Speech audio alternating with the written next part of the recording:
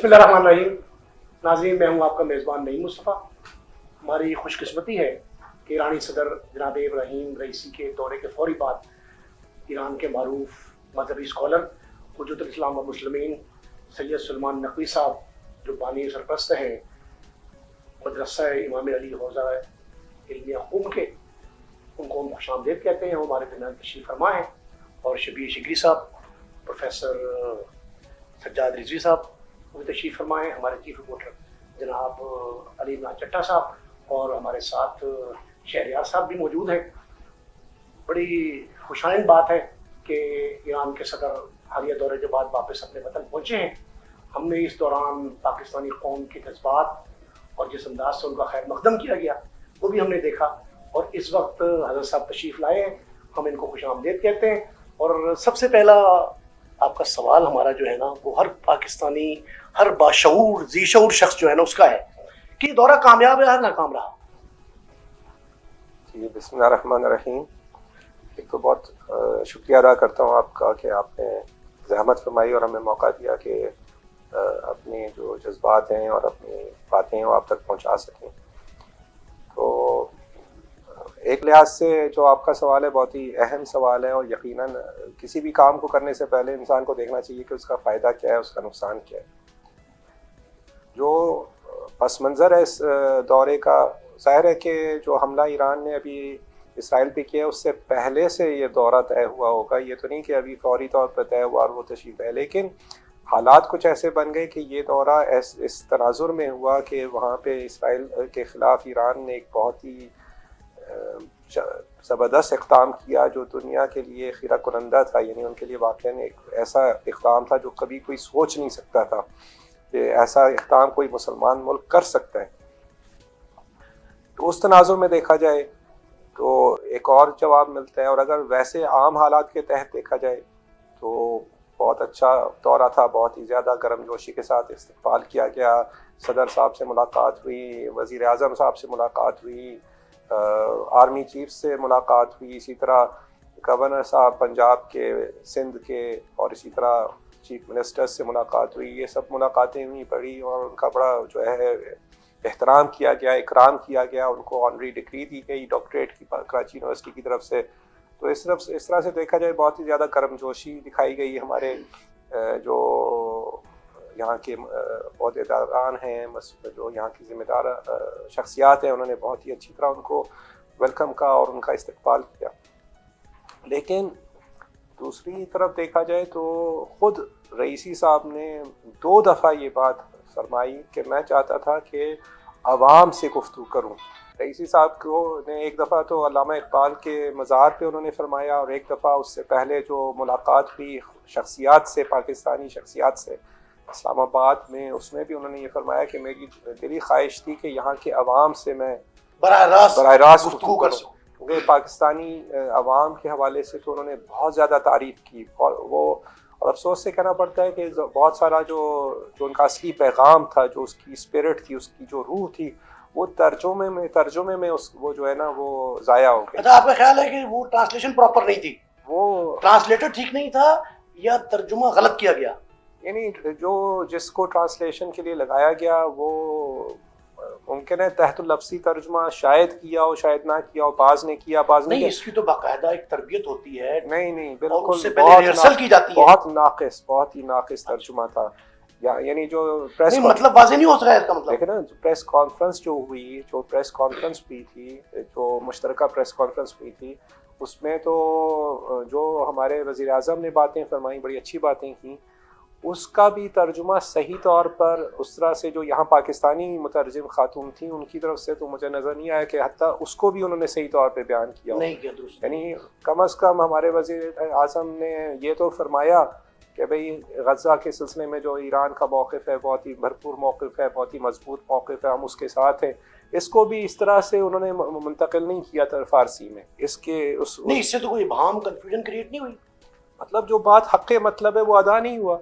نہیں ہوا نہیں. مطلب اچھا اس سے ایک اور پھر جو انہوں نے فرمایا وہاں پریس کانفرنس میں، جو ہم نے خود سنی، جو آن یعنی ریڈیو ٹی وی پہ جو سنا ہم نے ان کا بیان، وہ خاص طور پہ جو آخری جملہ تھا ان کی طرف سے جو مترجم تھا وہ انگریزی میں ترجمہ کر رہا تھا، وہ نسبتاً بہتر ترجمہ کر رہا تھا، لیکن ایک بات اس نے بھی جو ہے نا وہ نظر انداز کی کہ جس طرح سے جو ایک تو تعریف انہوں نے پاکستانی قوم کی بہت زیادہ کی، غزہ اور فلسطین کے حوالے سے جو یہاں پہ بڑی بڑی جو کیا کہتے ہیں بڑے بڑے جلسے ہوئے ہیں اور لوگ عوام جو ہے سڑکوں پہ آئے ہیں اور مذمت کی ہے انہوں نے اسرائیل کی اور غزہ کے ساتھ کیا ہے، فلسطینیوں کی حمایت میں کیا ہے، اس کی انہوں نے تعریف کی. انہوں نے کہا کہ بہت ہی انقلابی قوم ہے ایرانی پاکستانی قوم ہے، اور وہ ہمارے ساتھ شانہ بہ شانہ کھڑے ہوئے ہیں، اور ہمیشہ سے جو ہے انقلابی جو ایک وہ ہے احساس وہ پاکستانی قوم میں ہے. اور انہوں نے کہا کہ یہ ایک فہیم قوم ہے، سمجھدار قوم ہے. اور چونکہ اس پیرائے میں انہوں نے فرمایا کہ جو کچھ ہم نے 40-45 سال میں جو انقلاب اسلامی کی کامیابی کے بعد ہم نے جو سختیوں میں ملک کو چلایا ہے، اقتصادی پابندیوں میں، جنگ کی حالت میں، ہر طرح سے جو ہے اس ایرانی جو ہے انقلاب کا اور اسلامی انقلاب کا جو محاصرہ کیا گیا ہے، اس کے باوجود ہم نے ترقی کی ہے، اس کے باوجود ہم نے پیش رفت حاصل کی ہے. دنیا کے جو بڑے بڑے ممالک ہیں ان کے ساتھ ہم مقابلہ کر رہے ہیں، سائنس اینڈ ٹیکنالوجی کے مختلف فیلڈز میں اور میدانوں میں ہم پیش رفت کر رہے ہیں، اور ہم حاضر ہیں یہ تمام چیزیں جو ہمارے جوانوں نے حاصل کیا ہے، جسے اپنی محنت سے اپنے پیروں پہ کھڑے ہو کے، وہ سب کی سب چیزیں جو ہیں یہ پاکستانی قوم کی خدمت میں پیش کریں، پاکستانی قوم کی خدمت میں پیش کریں تاکہ وہ بھی فائدہ اٹھائیں. اچھا وہ براہ راست تو خیر نہیں ہو سکے، سیکورٹی پرپز تھا. اب آپ مجھے یہ فرمائیں کہ کیا وہ مقاصد حاصل کر پائے ہم جس کے لیے دورہ کیا گیا تھا کہ نہیں، یہ بتا دیں. اگر مقصد یہ تھا کہ بس ایک دورہ رسمی طور پہ ہو جائے اور کچھ ایم او یوز سائن ہو جائیں جس پہ معلوم نہیں کہ ایم او یوز کے اوپر عمل کتنا ہوگا، ایم او یوز تو کوئی بائنڈنگ نہیں ہے، قانونی اس میں وہ نہیں ہے، تو اس حد تک اگر تھا تو وہ تو ہو گیا.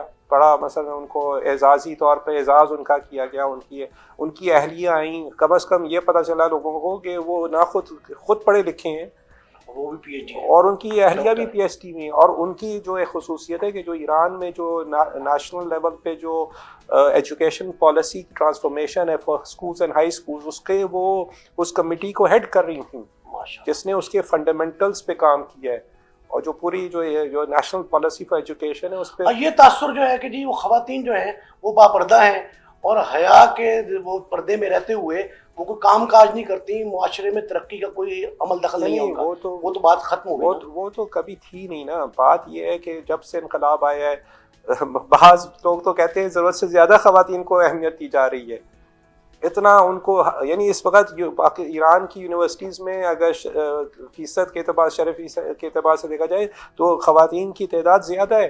اچھا ایک بات یہ فرمائیں کہ ایران نے جو اسرائیل پہ حملہ کیا، اس حملے کے حوالے سے اسرائیل کا حملہ، اس کا جوابی حملہ، ان دونوں کے حوالے سے یہ کہا جا رہا ہے ہماری زبان میں نوگا کشتی ہے. مطلب وہ کہتے ہیں کہ مل جل کے جو ہے نا وہ جابر سلطان سے پوچھ کے کلمہ حق کا ہے. دیکھیں یہ تو بڑی عجیب بات ہے، یہ تاثر ہے سوشل میڈیا کا. اسی تاثر کو تو ختم کرنا چاہیے تھا. رئیسی صاحب تشریف لائے تھے، you should have heard from the horses mouth بلا تشبیہ. تو یہ کیوں نہیں کہا انہوں نے، کس نے منع کیا؟ انہوں نے تو بیان کیا ہے. وہ کس جگہ بیان کرتے، کس جگہ، کہاں آپ نے ان کو انٹریکٹیو سیشن دیا ہے؟ کوئی رپورٹرز کے ساتھ، نیوز رپورٹرز کے ساتھ کوئی انٹریکٹیو سیشن ہوا؟ تو اس آپ کامیاب دورہ نہیں کہہ سکتے. عوام کے ساتھ کوئی انٹریکشن ہوا؟ عوام پوچھتے، اپنے جذبات کا احساس کرتے، وہ ایکسپلین کرتے، بتاتے ساری یہ باتیں. مجھ سے آپ کیوں پوچھ رہے ہیں؟ آپ ابھی مہمان آ کے گئے ہیں یہاں پہ، ان سے آپ نے پوچھا نہیں تو آپ مجھ سے پوچھ رہے ہیں. وہ جس طرح سے وہ بیان کر سکتے ہیں وہ میں کیا کر سکتا ہوں؟ لیکن جو میری ناقص فہم اور سمجھ بوجھ ہے، یہ نورا کشتی، آخر نورا کشتی کس طرح سے نورا کشتی ہے؟ مطلب یہ جو انہوں نے ایرانی قونصلیٹ پہ حملہ کیا اور وہاں کے ساتھ جو ہے 2 جنرلز کو شہید کیا، یہ نورا کشتی ہے. اس سے پہلے جو انہوں نے کیا کہتے ہیں قاسم سلیمانی کو شہید کروایا ٹرمپ صاحب نے، وہ نورا کشتی تھی. محسن فخری زادے جو کہ ایران کے زبردست سائنسدان تھے اور اسی IRGC کے ممبر تھے، اور نہ صرف یہ کہ وہ نیوکلیئر ٹیکنالوجی میں تھے، وہ سٹیم سیلز ریسرچ بھی کروا رہے تھے. ایک نابغہ شخص تھے، اس کو اسرائیلیوں نے مروایا، وہ نورا کشتی تھی. اس طرح خود مجھے یاد ہے وہاں پہ ایک شہید کا جنازہ قم میں لایا گیا، قم یا میرا خیال ہے وہاں پہ اس کی تشییع ہوئی، اور اس کے والد صاحب ایک عالم دین ہے ایرانی، اور انہوں نے بیان کیا کہ میری بیٹے کی دعا تھی کہ میں اسرائیلیوں کے ہاتھ شہید ہوں۔ کہاں پہ وہ شہید ہوا؟ گولان ہائٹس کے پاس، جو گولان کی وہ جو اسرائیل کے اس وقت قبضے میں، سریا کا وہ علاقہ، وہاں پہ ایرانی بالآخر دیکھیں نا، ایرانی جو جیسے ایڈوائزرز کہتے ہیں، ملٹری ایڈوائزرز ہیں، وہ سب وہاں پر ہیں اور بہرحال مدد کر رہے ہیں اس مزاحمت کی، یعنی جو مزاحمت کا محاذ ہے وہ اس کو کون چلا رہا ہے؟ اچھا، مسلم ممالک میں سے تو اب ایران نے یہ نورا اس جرأت کا اظہار کیا ہے۔ اچھا اب تک کیا تھا؟ اب سوال یہ کہ اب جب اس کے قونصلیٹ پہ حملہ ہوا تو ایران نے جواب دیا۔ فلسطینیوں کے ساتھ غزہ میں جو ظلم و بربریت ہو رہی ہے اس میں کیوں نہیں ایران نے کچھ کیا؟ لوگ یہی کہتے ہیں نا، یہ تو اس نے اپنا ذاتی اپنا وہ کیا کہتے ہیں ریونج اور انتقام لیا ایران کو فلسطین سے۔ بھائی ایران اصل مسئلہ یہی ہے کہ نتنیاہو کی کوشش یہ تھی، اسے پتہ ہے کہ یہ جو کچھ حماس کر رہی ہے، حزب اللہ جو کچھ کر رہا ہے، جو حوثیز ایران کے، وہ سارا کا سارا وہ ساری جو مزاحمت کا جو محاذ ہے اس کا بانی، اس کا سرپرست ایران ہے۔ اور ایران کا موقف کیا ہے؟ دیکھیں میں جو سمجھاؤں اس وقت ایران کا موقف تمام دنیا کے تمام ممالک میں، حتیٰ آپ کو یاد ہوگا بوسنیا کی جنگ میں جب مسلمانوں کا قتل عام ہوا، اس وقت بھی ایرانی آواز نہیں، باقاعدہ ایرانی سپاہی گئے تھے وہاں پہ۔ ایران نے مظلومین کی، جب سے امام خمینی کا انقلاب کامیاب ہوا ہے انہوں نے فرمایا مظلومین کی حمایت کرتے ہیں۔ دیکھیں جب انقلاب اسلامی کسی بھی خطے میں کہا تھا کہ وہ کسی خطے کے ہوں، مظلوم کے ہم ساتھ ہیں، آپ اور اس کا منہ بولتا ثبوت، ہم بھی ثبوت دیا، عملی ثبوت۔ دو ملک تھے جو اس وقت اپارٹھائڈ، اس میں نسلی امتیاز پر مبنی وہاں کی حکومتیں تھیں، ایک تھا ساؤتھ افریقہ، جنوبی افریقہ، اور ایک اسرائیل۔ دونوں کے ساتھ شاہنشاہ کے زمانے میں تعلقات تھے، دونوں کے ساتھ ان کے تعلقات کو توڑا گیا، اور وہاں پہ انہوں نے جو ساؤتھ افریقہ میں جو مزاحمت ہو رہی تھی وہ نیلسن منڈیلا کی طرف سے جو ANC تھی وہ کر رہے تھے، اور ان کا جو ملٹری ونگ تھا اس کی ایران نے باقاعدہ سپورٹ کی، اور جب نیلسن منڈیلا آزاد ہو کے آیا تو وہ باقاعدہ ایران آیا اور بڑا ویلکم ہوا، بہت بڑا ویلکم تھا۔ اور اسی طرح آپ دیکھتے ہیں کہ فلسطین وہ اسرائیل کی سفارت کو بند کیا گیا، اس کی جگہ PLO کو جو ہے اس کی سفارت کھولی گئی، یاسر عرفات باقاعدہ آئے امام خمینی سے ملے، تو بوسنیا میں انہوں نے کیا، فلسطین میں انہوں نے کیا، وینیزویلا کے ساتھ دیکھیے ابھی حالیہ وینیزویلا کو کوئی تیل نہیں دے رہا تھا، تیل کی آئل کی، ایران کی، اور وہ بڑی سینکشنز تھی اس وقت، اٹلانٹک اوشن سے یعنی اٹلانٹک اوشن کو کراس کر کے جو ایران نے وہاں پہ تیل پہنچایا، آئل پہنچایا۔ تو اس طرح اتنی جرأت مندانہ اقدامات، لیکن ساتھ ساتھ اس مسلسل اسرائیل جو ہے وہ حملے کر رہا ہے اسرائیل ایران کے مفادات پہ، چاہے وہ خود ایران کے اندر، ایران سے باہر، جہاں ایٹمی تنصیبات ہے ان کے اوپر حملے کی کوشش کی ہے، حتیٰ وہاں پہ جو آپ کو یاد ہوگا ایک دفعہ اسٹکس نیٹ کے نام سے ایک وائرس انہوں نے داخل کر دیا تھا، ان کے سینٹریفیوجز کو نقصان پہنچایا تھا۔ جنگ ہے، جنگ ہے، it is a war, it is a shadow war, continuous war ہے، اٹ از اے پرپیچوئل وار جو چل رہی ہے، اور مسلسل اس میں جو ہے ایران مقابلہ کر رہا ہے، پوری دنیا کا مقابلہ۔ آغا صاحب آپ کیا سمجھتے ہیں کہ ایران کی طرح باقی مسلم ممالک جو ہیں ان کو بھی آگے آنا چاہیے، اور کوئی ایسا بلاک فارم کریں یا کوئی فنڈ قائم کر دیں؟ کیا ہم کیا کر سکتے ہیں کہ ہم اس طرح کی جارحیت کا مقابلہ کریں؟ میں تو سمجھتا ہوں ایران اور پاکستان دو ایسے ملک ہیں، اگر یہی دونوں آپس میں ایک دوسرے کے ہاتھ میں ڈالیں تو پوری دنیا کی قیادت کر سکتے ہیں۔ اتنا پوٹینشیل ہے ہمارے ہاں پاکستانی قوم میں خاص طور پہ، یعنی ایران کے بعد اگر کوئی قوم ہے جو عالمی سطح پہ، آپ دیکھیے پاکستانی دنیا کے ہر ملک میں، یونائٹڈ نیشنز میں چلے جائیں، اکنامک بڑے بڑے فورمز میں چلے جائیں، بینکس میں بڑی دنیا کے بڑے سب جگہ پاکستانی ہیں، اور پاکستانی ذہن کام کر رہے ہیں۔ ہمارے پاس پوٹینشیل ہے، ایرانیوں کے ہاں بھی پوٹینشیل ہے، اور بعض چیزوں میں شاید ہم ان سے آگے بھی ہوں، لیکن اصل مسئلہ جو ہے وہ ہے قیادت کا۔ اور میں ہمیشہ کہتا ہوں کہ وہاں پہ جو نظام اس وقت قائم ہوا ہے ولایت کا نظام ہے۔ ولایت کا نظام ایک پولیٹیکل فلسفی ایسی نہیں ہے جو کہ کہیں باہر سے آئی ہے، خود قرآن سے متخذ ہے، اس کی جڑیں قرآن میں ہیں، ولایت کا نظام وہ نظام ہے جو توحیدی نظام کو زمین پہ اتارتا ہے. ولایت کا نظام وہ ہے جس میں اطیعوا اللہ و اطیعوا الرسول و اولی الامر منکم ہے.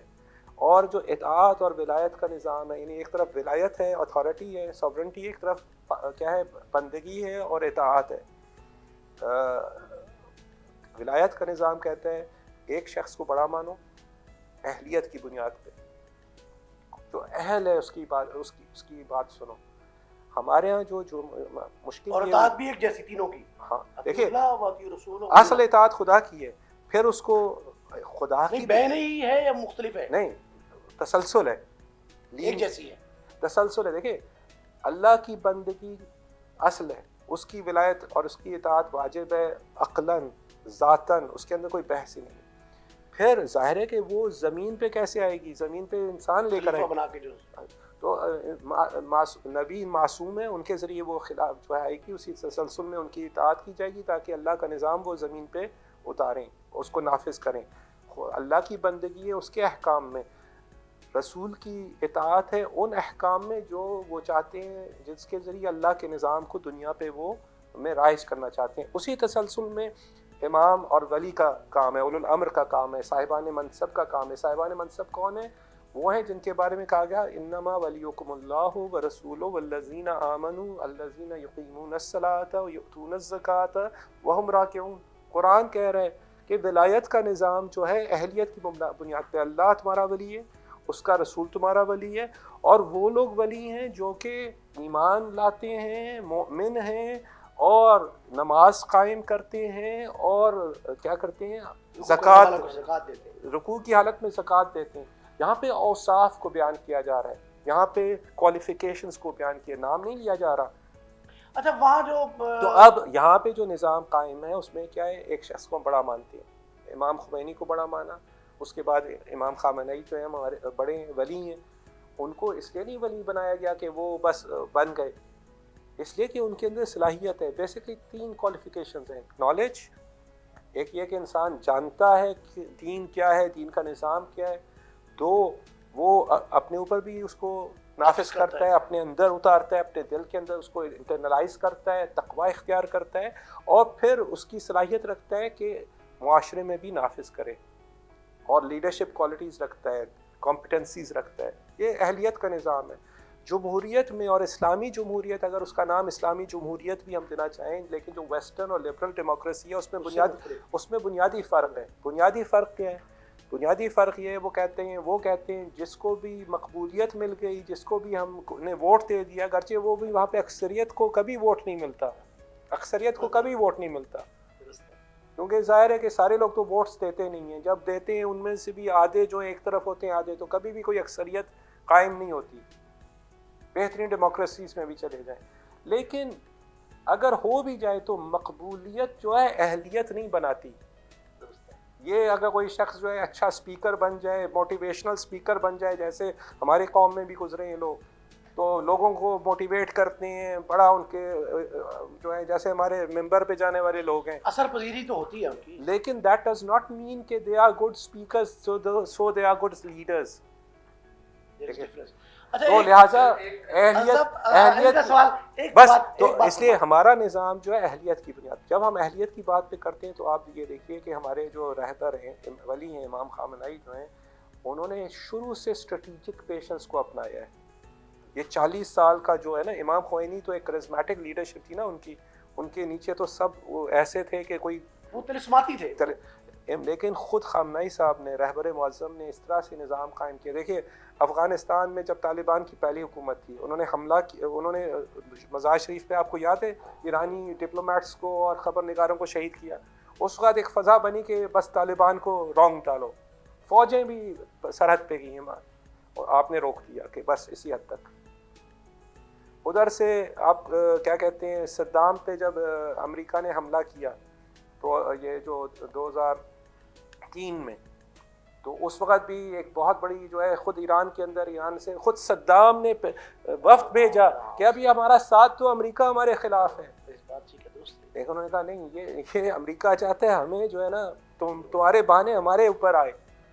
اچھا ایک بات فرما دیں، اور اسی وجہ سے یہ جو اب تک جو غزہ میں ہوا ہے، میں آپ کو ایک صرف بات بتاؤں، ایک وزیر کون سا گینٹس تھا یا کون سا تھا، اس نے کہا کہ یہ جو ہے نا سانپ کا سر، یہ جو حماس کا اس کا سر تہران میں، ادھر سے جواب کیا آیا، نہیں سانپ کا سر نہیں، موسیٰ کی عصا یہاں پر ہے۔ اچھا ایک بات فرمائیں کہ انقلاب ایران جو ہے وہ تعلیم کی وجہ سے، تربیت کی وجہ سے، ولایت کی وجہ سے ہے، شہادت کی وجہ سے، بنیاد کیا ہے جو باقی امت مسلمہ اس کو کرے؟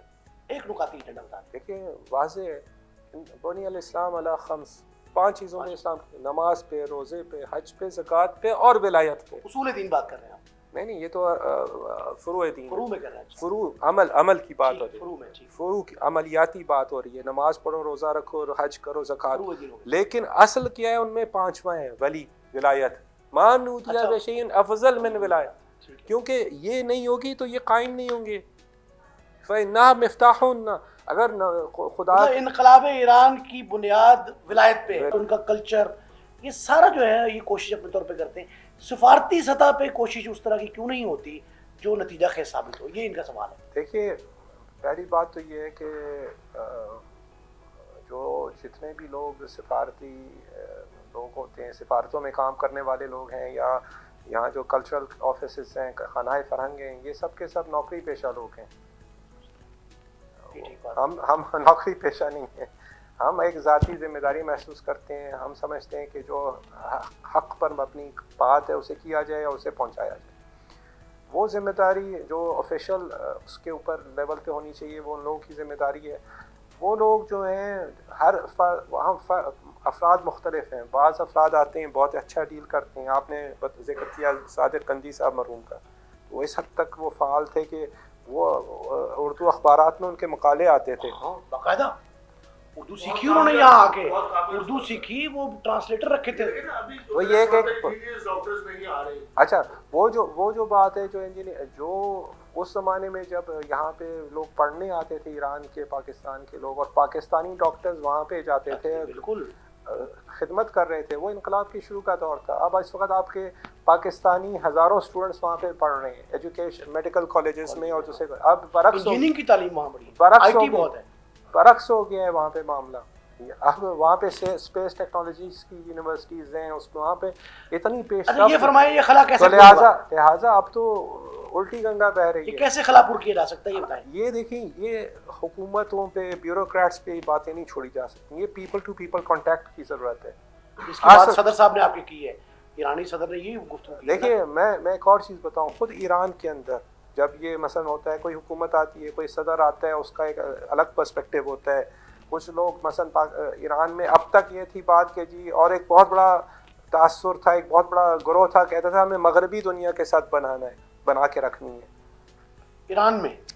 بالآخر جو صدر مختلف نوع افکار کے آتے ہیں نا، وہاں پہ تو خاتمی صاحب، روحانی صاحب کا دور ایسے ہی تھا، بالآخر وہ ہمیشہ وہ مغربی دنیا کے ساتھ، وہ جو معاہدہ بھی JCPOA ہوا وہ بھی انہی کے دور میں ہوا نا، JCPOA جو مشہور تھا، ہاں جی، وہ اور وہی ہوا جو کہ سب کہتے تھے کہ جو ہونا ہے، اس کو ٹرمپ آیا، اس نے ختم کر دیا الٹیمیٹلی۔ تو یہ جو اس پہ رہبر کی کیا رہبر معظم کیا کہتے ہیں، وہ کہتے ہیں کہ جو جوان ہیں، جو لوگ خود سمجھتے ہیں، ان کو فارسی میں ایک تعبیر ہے آتش پہ اختیار۔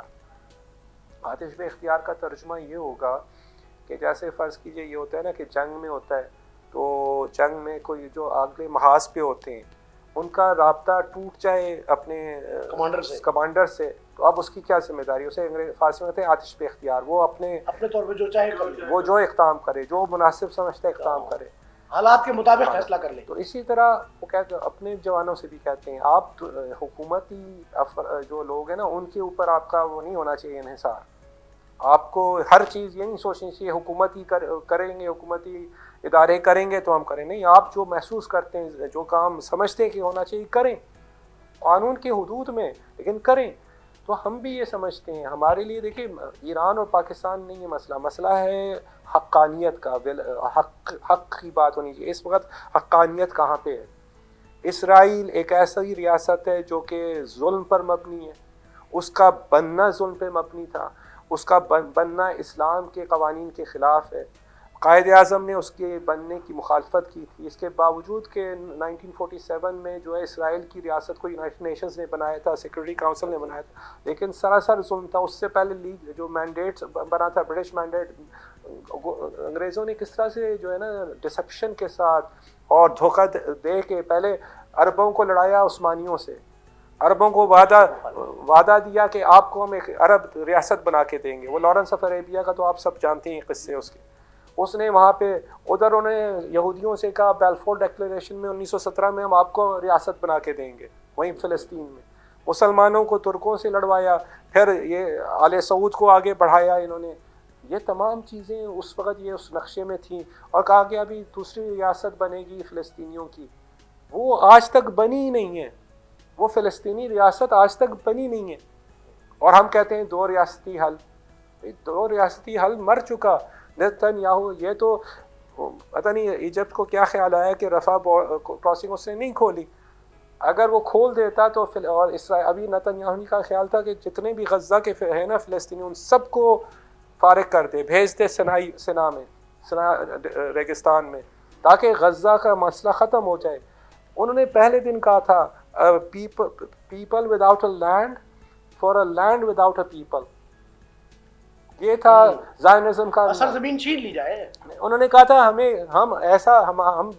ہمارے پاس سرزمین نہیں ہے، ہم لوگ بغیر سرزمین کے ایک ایسی سرزمین میں لے کے جاؤ جہاں پہ لوگ نہیں ہیں۔ اب وہاں لوگ تھے، اب ان کو نکالا، ایسا ہے کہ ختم، نکال دو انہیں، ایتھنسٹک